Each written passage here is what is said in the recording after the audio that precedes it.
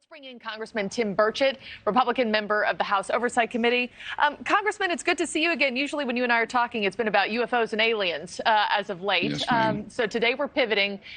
And as I just mentioned, only a handful, really, of presidents have testified before Congress before. So how likely is it that President Biden, A, will be called to testify, and B, how likely is it that he'd agree to it?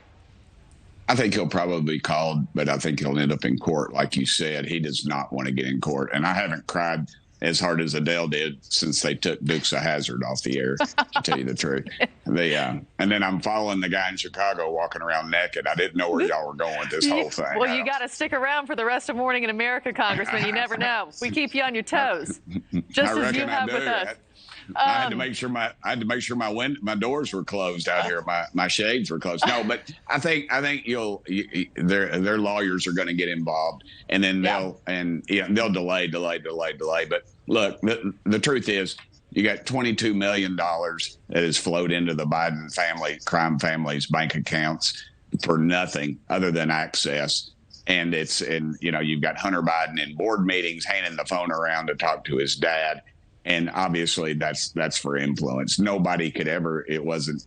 And the only reason Hunter Biden is there is not because his proclivity for being kicked out of sex clubs and strippers and cocaine. It's because he was the vice president's son. And now you have these same people that did this, and the reason they can't find these people is because they're criminals. They're on the run. And let's talk about the evidence, Congressman. The White House does continue to insist there's no evidence that President Biden was involved directly in his son's business dealings. Even Hunter Biden's former business partner who testified, Devin Archer, said he had no knowing of any wrongdoing by then Vice President Biden. Does there need to be more of a definitive smoking gun here, though?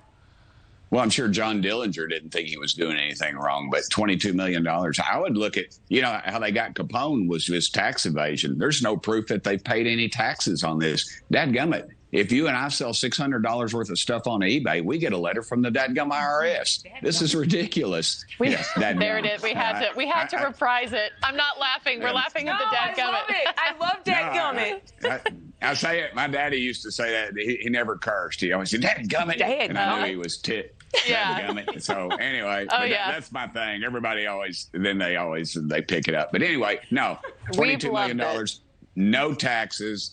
And, this whole thing is ridiculous. They accuse Trump of doing exactly what Biden has done. And it just keeps going on and on and on. Let's play hypotheticals here. Let's say that President Biden is asked to testify, and let's say he says yes to it. He gets in that hot seat, sir. What do you hope to hear from him? Well, I hope to hear him tell the truth, which he hasn't done. He hasn't been very forthcoming. He said he never talked business with his son. And then now they've admitted that he's on the phone at his son's board meetings of Burisma and all these other groups. So, I think he will not show up. He will fight it tooth and nail. He will go to court because he knows once he gets there that he will fall. And truthfully, that's why you're hearing a lot of Democrats, at least behind the scenes, they're looking for somebody else. Newsom out of California, or the unelected and unappointed climate czar, are two people that you see flying around a lot. Devin Newsom actually is coming to Tennessee, if you can believe that. I don't know what he's going to sell us. We don't like people running into our stores and stealing stuff, and we don't have needles out on the street. Yeah. Well, this is one that we're going to follow closely to see how it plays out, if he agrees to it. We know that the Democratic-led January 6th committee couldn't get President Trump on the stand. So this is likely an uphill battle for you guys. But dadgummit, Congressman Tim Burchett, we're glad to have you back on. Thanks again. And you got it right. You said it just right.